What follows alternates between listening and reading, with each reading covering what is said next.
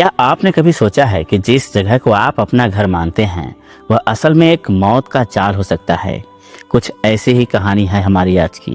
यह एक कहानी है अनाथालय की, जहां मासूम बच्चे प्यार और सुरक्षा के भ्रम में रहते हैं, लेकिन जब एमा और नार्मन को सच्चाई का पता चलता है तो उनकी दुनिया पूरी तरह बदल जाती है।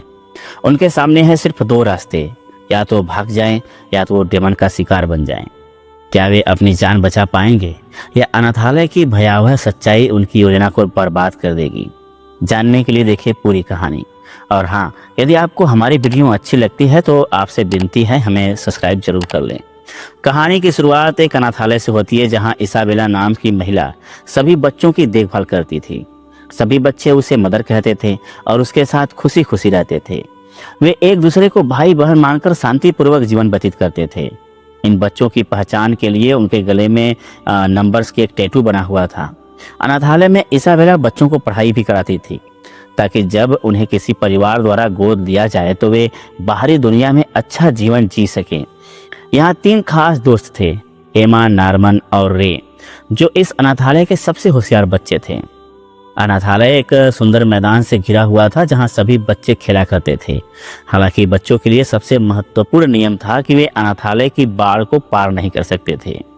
इसके अलावा जब कोई बच्चा गोद लिया जाता था तो उसे हमेशा के लिए अनाथालय छोड़ना पड़ता था। एक दिन एक बच्ची को गोद लेने के लिए एक परिवार आता है।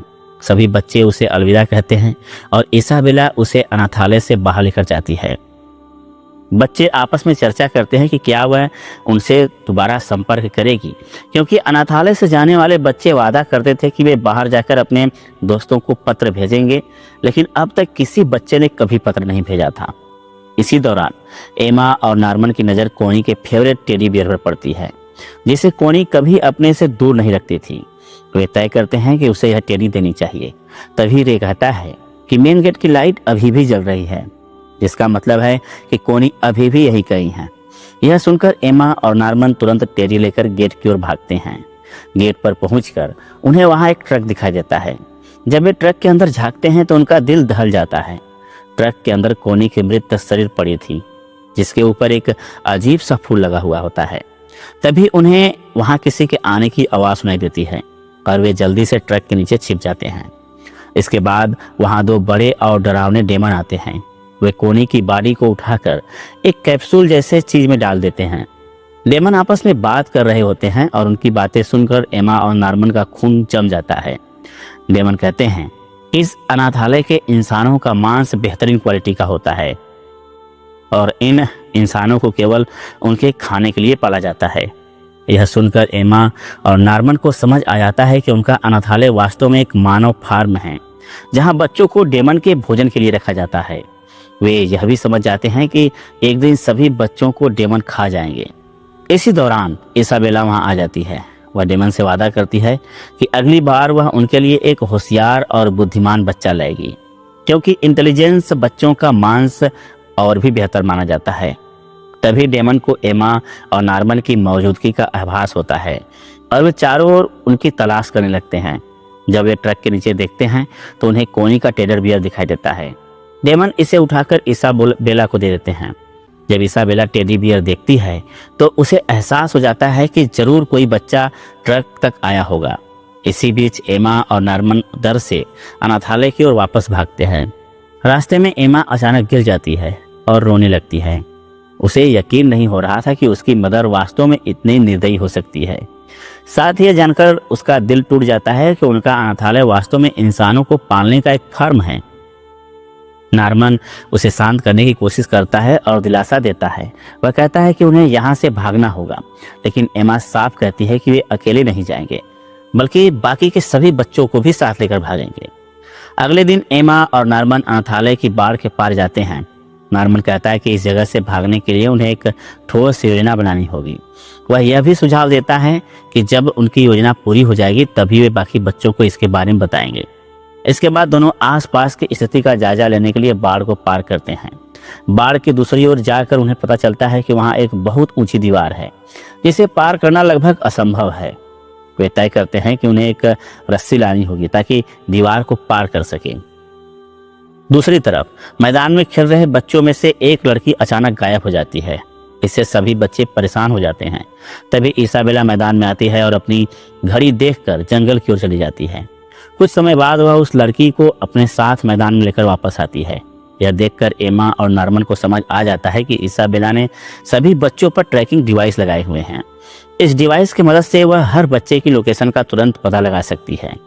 यह खतरनाक सच जानने के बाद एमा और नॉर्मन समझते हैं तो उनकी योजना को बहुत सावधानी से बनाना होगा। अगले दिन एमा और नॉर्मन जंगल में जाते हैं और एक पेड़ में रस्सी छिपा देते हैं ताकि भागने की योजना को अंजाम दिया जा सके। लेकिन तभी उनका दोस्त रे वहां आ जाता है और उन्हें रंगे हाथों पकड़ लेता है। नॉर्मन स्थिति संभालने के लिए रे को सारी सच्चाई बता देता है। यह सुनकर रे को भी यकीन हो जाता है कि अनाथालय में कुछ बड़ा और खतरनाक हो रहा है, इसलिए वह उनकी मदद करने को फैसला करता है।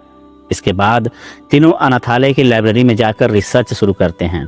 वहाँ उन्हें सभी किताबों पर उल्लू का स्टैंप दिखाई देता है, जिसके चारों ओर एक कोड लिखा होता है। जब वे उस कोड को डिकोड करते हैं तो उन्हें पता चलता है कि मिनर्वा नाम का कोई व्यक्ति अनाथालय की सच्चाई जानता है।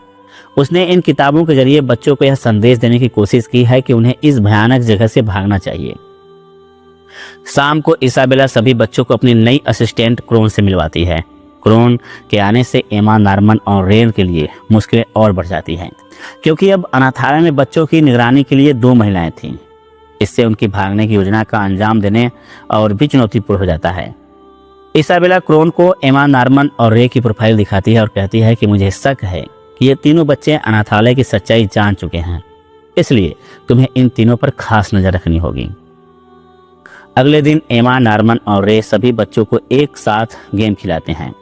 इस गेम के जरिए वे बच्चों को यह सिखाना चाहते हैं कि अगर कभी उन्हें यहाँ से भागना पड़े तो वे कैसे छिपकर भाग सकते हैं। खेल के दौरान क्रोन उनकी योजना भांप लेती है और अचानक गेम में शामिल हो जाती है। इसके बाद सभी बच्चे खेल शुरू करते हैं और क्रोन उन्हें पकड़ने की कोशिश करती है। हालांकि क्रोन सभी बच्चों को पकड़ लेती है, लेकिन नॉर्मन को पकड़ने में नाकाम रहती है। रात को तीनों फिर से मिलते हैं। नॉर्मन कहता है, मुझे लगता है कि बच्चों में से कोई एक इसाबेला का जासूस है जो हमारी हर गतिविधि की जानकारी उसे दे रहा है। नॉर्मन को शक होता है कि जासूस किसी बड़े उम्र के बच्चे में से है, इसलिए वह जासूस का पता लगाने के लिए अपनी उम्र के 2 बच्चों डान और गिल्डा को सच्चाई बताने का फैसला करता है। जब नॉर्मन डान और गिल्डा को अनाथालय की असली सच्चाई बताता है तो उन्हें शुरुआत में उसकी बातों पर विश्वास नहीं होता। यह देखकर डान गुस्से में आकर रे से भिड़ जाता है, लेकिन एमा स्थिति संभालने के लिए हस्तक्षेप करती है। वह शांतिपूर्वक डान और गिल्डा को समझाती है, हमने जो कहा वह सच है, हमें एक दूसरे पर विश्वास करना होगा, वरना यहाँ से भागना नामुमकिन हो जाएगा। एमा की बातों पर गिल्डा को विश्वास हो जाता है, क्योंकि वह जानती थी कि एमा कभी इसाबेला के खिलाफ झूठ नहीं बोलेगी। इसके बाद नॉर्मन उन्हें उस जगह के बारे में बताता है जहां उन्होंने रस्सी छिपाई थी। लेकिन उसी रात एक अनजान बच्चा नजर आता है जो असल में इसाबेला का जासूस था। रात को जासूस इसाबेला को दरवाजे के नीचे से एक नोट भेजता है जिसमें लिखा होता है कि नॉर्मन एक खतरनाक इंसान है और साथ ही रस्सी की लोकेशन का भी जिक्र होता है। अगली सुबह नॉर्मन और रे यह देखकर हैरान रह जाते हैं कि उनकी छुपाई गई रस्सी अब वहां नहीं है। उन्हें समझ आ जाता है कि इसाबेला ने उसे उठा लिया है, क्योंकि रस्सी की जगह के बारे में सिर्फ डान और गिल्डा को बताया गया था। नॉर्मन और रे का सारा शक उन दोनों पर जाता है, लेकिन तभी नॉर्मन एक चौंकाने वाली बात बताता है। वह कहता है, डान और गिल्डा पर शक मत करो, क्योंकि मैंने उन्हें रस्सी की असली जगह नहीं बताई थी। नॉर्मन आगे कहता है, मैंने यह सब सिर्फ रे को चेक करने के लिए प्लान किया था और रस्सी की असली जगह के बारे में सिर्फ रे को पता था। इसका मतलब साफ है कि रे ही इसाबेला का स्पाई है। यह सुनकर रे सच्चाई कबूल कर लेता है। वह कहता है, हाँ, मैं इसाबेला के लिए जासूसी का काम करता हूँ। मैं बहुत पहले से इस अनाथालय की सच्चाई जानता हूँ, लेकिन मैं भी बाकी बच्चों की तरह मरना नहीं चाहता था, इसलिए मैंने इसाबेला के साथ एक सौदा किया। मैंने उसके लिए जासूसी शुरू कर दी और इसके बदले उसने मेरे एडॉप्शन का समय बढ़ा दिया। रे आगे बताता है, हालांकि मैं इसाबेला के लिए काम कर रहा था, लेकिन मैंने यहाँ से भागने की उम्मीद कभी नहीं छोड़ी। मैंने कोनी के टेरी को जानबूझकर वहीं छोड़ा था ताकि तुम उसे लेने जाओ और तुम्हें इसाबेला और इस अनाथालय की सच्चाई का पता चल सके। नॉर्मन और एमा को यह सुनकर झटका लगता है, लेकिन साथ ही वे समझ जाते हैं कि रे की नीयत सिर्फ खुद को बचाने की नहीं थी। रे की बातों को सुनकर एमा और नॉर्मन उसे भरोसा दिलाते हैं, अब अभी भी तुम पर विश्वास करते हैं। इसके बाद वे रे को अपनी टीम में शामिल कर लेते हैं और उसे डबल स्पाई बना देते हैं। अब रे इसाबेला के लिए नहीं बल्कि एमा और नॉर्मन के लिए जासूसी करेगा। रे अपनी रणनीति के तहत अपने कमरे की फर्श पर बने सीक्रेट होल में रस्सियों को छिपा देता है। साथ ही वह उस होल में गैस कैन और अपने बनाए हुए गैजेट्स को भी रखता है। इनमें से एक गैजेट उसने खास तौर पर अपने ऊपर लगे ट्रैकर को ब्लॉक करने के लिए बनाया था, ताकि इसाबेला उसकी लोकेशन का पता न लगा सके। इसके बाद रे इसाबेला के पास जाकर झूठी जानकारी देता है। वह कहता है बच्चे तुम्हारे खाने में जहर मिलाने की योजना बना रहे हैं। इसाबेला उसकी जानकारी के लिए उसका शुक्रिया अदा करती है, लेकिन उसे यह भी कहती है कि कुछ महीनों बाद तुम्हें अडॉप्ट कर लिया जाएगा। यह सुनकर रे परेशान हो जाता है, क्योंकि वह जानता है कि अडॉप्शन का मतलब मौत है। अगले दिन एमा, नॉर्मन, डॉन, गिल्डा और रे मिलकर रस्सियों को टेस्ट करने के लिए दीवार के पास जाते हैं। तभी क्रोन वहां पहुंचकर उन्हें रंगे हाथों पकड़ लेती है, लेकिन उनकी उम्मीदों के विपरीत क्रोन इसाबेला को बताने के बजाय बच्चों की मदद करने का फैसला करती है। क्रोन कहती है मुझे पता है कि तुम यहाँ से भागना चाहते हो, मेरी भी यही इच्छा थी, लेकिन मैं कभी ऐसा नहीं कर पाई। मेरी बॉडी में एक चिप लगी है, अगर कोई बच्चा मेरी सुरक्षा से भाग जाता है तो उस चिप के जरिए मुझे करंट देकर मार दिया जाएगा। इसके बावजूद क्रोन बच्चों की मदद करने के लिए तैयार हो जाती है। वह कहती है मैं तुम्हें यहाँ से भागने में मदद करूंगी, लेकिन तुम्हें बहुत सावधानी से योजना बनानी होगी, क्योंकि इसाबेला को धोखा देना आसान नहीं है। इस बातचीत के दौरान बच्चों को पता चलता है कि क्रोन भी इसी अनाथालय में पढ़ी बड़ी थी। वह अपने बचपन से ही इसाबेला की असलियत को जानती थी और हमेशा से उसकी जगह लेना चाहती थी। यही वजह थी कि वह बच्चों की मदद करने को तैयार हो गई। उसी रात एमा, नॉर्मन, रे, डॉन और गिल्डा क्रोन के कमरे में जाते हैं। वहाँ क्रोन उन्हें एक पुरानी और छिपी हुई सच्चाई बताती है।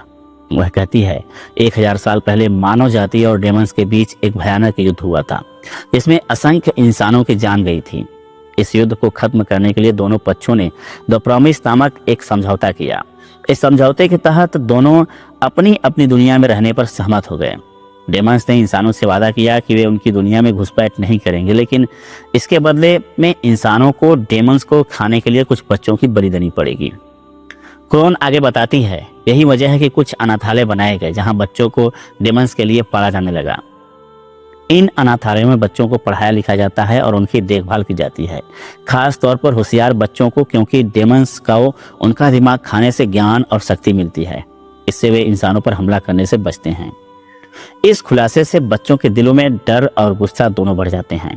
इसके बाद बच्चे क्रोन से ट्रैकर के बारे में पूछते हैं। क्रोन उन्हें बताती है सभी बच्चों के कानों में एक ट्रैकर लगाया गया है। इस ट्रैकर की मदद से इसाबेला हर बच्चे की लोकेशन पर नजर रख सकती है। हालांकि रे पहले ही ट्रैकर को ब्लॉक करने का तरीका निकाल चुका था। वह इसे अपनी टीम के साथ साझा करता है, जिससे बच्चों को ट्रैकर की चिंता नहीं रहती। क्रोन बच्चों की यह निश्चिंतता देखकर समझ जाती है कि उनके पास ट्रैकर को ब्लॉक करने का कोई तरीका जरूर है। वह इस बात से चिंतित हो जाती है और उनकी योजना का पता लगाने की कोशिश करती है। अगले दिन जब सभी बच्चे खेलने के लिए बाहर जाते हैं, क्रोन ट्रैकर को ब्लॉक करने वाले गैजेट को ढूंढने के लिए बच्चों के बेडरूम में जाती है। इसी दौरान गिल्डा खिड़की से उसे देख लेती है और तुरंत अपने साथियों को इस बारे में बता देती है। बच्चे जल्दी से गैजेट को एक पिंक टेडी में छुपा देते हैं, जिसे क्रोन ने पहले ही जांच लिया था। कुछ देर बाद क्रोन को रूम में एक सीक्रेट होल मिल जाता है। हालांकि यह होल खाली होता है, जिससे क्रोन को शक हो जाता है। वह दोबारा पूरे रूम की तलाशी लेती है और आखिरकार पिंक टेरी को उठा लेती है। इसी दौरान इसाबेला वहां आ जाती है और क्रोन को एक लेटर देते हुए बताती है कि तुम्हें दूसरे अनाथालय में मदर की पोस्ट दी जा रही है, इसलिए तुम्हें तुरंत यहाँ से जाना होगा। यह सुनकर क्रोन को सब कुछ संदिग्ध लगने लगता है। उसे इसाबेला के इरादों पर भरोसा नहीं होता, लेकिन जाने से पहले वह 5 बच्चों के लिए एक स्पेशल पेन छोड़ जाती है। जब क्रोन मुख्य गेट पर पहुंचती है, उसकी मुलाकात अनाथालय के सुपरवाइजर से होती है, जिसे सभी लोग दादी के नाम से जानते थे। क्रोन दादी को अनाथालय में हुए हाल के घटनाओं के बारे में बताती है। दादी शांत रहते हुए जवाब देती है इसाबेला अपना काम बखूबी करती है, वह कभी भी बच्चों को भागने नहीं देगी। तभी वहां एक डेमन आ जाता है। दादी डेमन से इशारा करती है और क्रोन को उसी पल मार दिया जाता है। इसके बाद एमा और नॉर्मन दीवार पर चढ़ने की कोशिश करते हैं, जबकि रे इसाबेला का ध्यान भटकाने के लिए उससे बातों में उलझाने की कोशिश करता है। लेकिन इसाबेला को पहले से ही उन पर शक था, इसलिए वह रे की बातों पर ध्यान नहीं देती और उसे एक कमरे में बंद कर देती है। इसी बीच डॉन रे को कमरे से बाहर निकालने में मदद करता है। इसी दौरान इसाबेला दीवार की ओर चली जाती है और वहां नॉर्मन और एमा को पकड़ लेती है। वह उन्हें डांटते हुए कहती है मैंने तुम्हें वह सब कुछ दिया जिसकी तुम्हें जरूरत थी, फिर भी तुमने अनाथालय के नियम तोड़ने की कोशिश की। तभी एमा अचानक इसाबेला को रोकने की कोशिश करती है ताकि नॉर्मन वहां से भाग सके, लेकिन इसाबेला जल्द ही एमा पर हावी हो जाती है और उसका पैर तोड़ देती है। यह देखकर नॉर्मन रुक जाता है। इसके बाद इसाबेला नॉर्मन को बताती है कि अगला एडॉप्शन उसी का होगा और यह उसका अनाथालय में आखिरी दिन होगा। उसी रात चारों बच्चे नॉर्मन की मदद करने के लिए फिर से इकट्ठा होते हैं। नॉर्मन उनसे कहता है, अगर मुझे दूसरों की रक्षा करनी है तो मैं खुशी खुशी अपने बलिदान दे दूंगा। नॉर्मन अपना सामान पैक करने लगता है और उसे वहीं एक पेन मिलता है जो क्रोन ने उनकी मदद के लिए छोड़ा था। अगले दिन नॉर्मन जानकारी जुटाने के लिए रस्सी की मदद से दीवार पर चढ़ता है। वह देखता है कि दीवार के दूसरी तरफ एक गहरी खाई है जिससे दीवार को पार करना बहुत मुश्किल होगा। वह अनाथालय लौटकर अपने दोस्तों के लिए एक कागज पर एक ड्राइंग बनाता है और उन्हें सलाह देता है कि खाई को पार करने के लिए एक रास्ता ढूंढने की जरूरत है। उस शाम नॉर्मन को अनाथालय से विदा होना था, इसलिए वह सभी बच्चों से अलविदा कहता है। एमा बुरी तरह रोने लगती है क्योंकि उसे एहसास था कि नॉर्मन को डेमंस खाने वाले हैं। इसके बाद इसाबेला नॉर्मन को मुख्य गेट तक लेकर जाती है जहां नॉर्मन की मुलाकात पीटर नाम के एक व्यक्ति से होती है। पीटर नॉर्मन को बताता है कि वह डेमंस को खाना खिलाने वाले ऑपरेशन का लीडर है। फिर वह नॉर्मन को पूरी योजना समझाने लगता है, लेकिन नॉर्मन उसे रोकते हुए कहता है, मुझे कुछ भी समझाने की जरूरत नहीं है क्योंकि मैं यहाँ अपनी मर्जी से आया हूँ। इसी दौरान एक डेमंस वहाँ आता है और नॉर्मन को मार डालता है। अनाथालय के अंदर एमा अपनी चोट के कारण कुछ भी नहीं कर पाती है और नॉर्मन की मौत की खबर से टूट जाती है।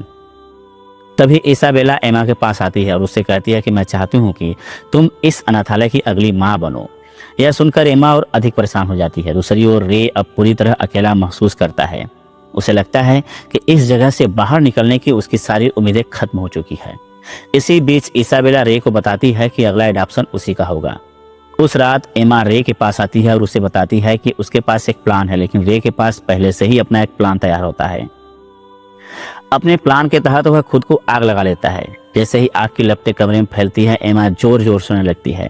उसकी आवाज सुनकर इसाबेला दौड़ती हुए वहां आती है। एमा रोते हुए इसाबेला से कहती है, रे ने तुम्हारी वॉच के साथ खुद को आग लगाकर सुसाइड कर लिया। इसाबेला घबरा जाती है और तुरंत आग बुझाने की कोशिश करती है क्योंकि वह वॉच बेहद महत्वपूर्ण थी। इसी वॉच से वह सभी बच्चों की लोकेशन ट्रैक करती थी। जैसे ही आग बुझती है और इसाबेला पीछे मुड़ती है, वह देखती है कि एमा वहां से गायब हो चुकी है। असल में यह सब एमा और रे के प्लान का हिस्सा था। एमा पहले ही बच्चों को लेकर भागने की तैयारी कर चुकी थी और रे भी उसके साथ था। यहाँ से कहानी फ्लैशबैक में जाती है जहाँ दिखाया जाता है कि नॉर्मन के जाने के बाद एमा को उसका एक लेटर मिला था।